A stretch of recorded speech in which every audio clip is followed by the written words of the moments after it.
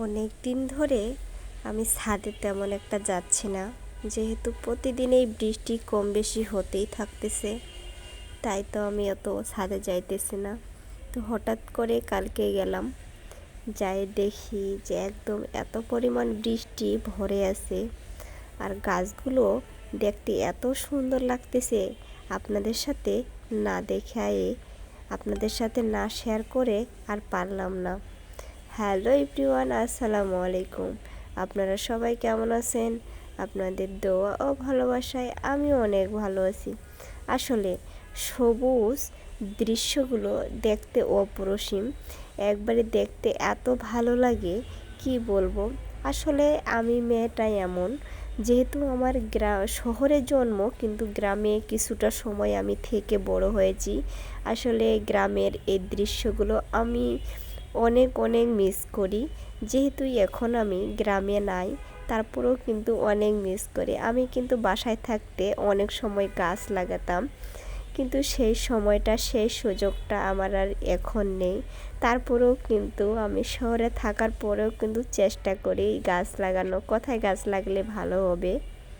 মাঝে মাঝে আমার হাজব্যান্ড তো বলে যে তুমি এত গাছ লাগাও কেন, এইভাবে কি এখানে গাছ হবে? দেখুন আমি কিভাবে গাছগুলো লাগাইছি। এদিকে দেখেন, এইগুলো কিন্তু কলমি শাক লাগাইছি।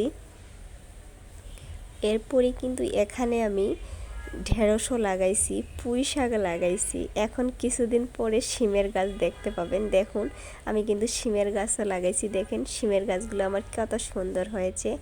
এখন কেবল হয়ে উঠতেছে, ভালোভাবে বোঝা যাচ্ছে না, কিন্তু পুঁই শাকেরগুলো মাশাল্লাহ। তো পুঁই শাক আমার ভালোই হয়, কিন্তু মাঝে মাঝে অনেকেই তুলে নিয়ে যায়। তো সেদিনও যায় দেখতেছি আমার না পুঁই শাকগুলো কে যেন তুলে নিয়ে গেছে, কাটানো আছে, সেগুলো দেখেই বোঝা যাচ্ছে। তো যাই হোক, কেউ খেলেই হলো, আমাকে একাই যে খেতে হবে এমনটা না। আর এইদিকে দেখুন, এগুলো হচ্ছে বেদনার গাছ, কিছুদিন আগে লাগানো হয়েছে। দেখুন ফুল কিন্তু চলে আসছে।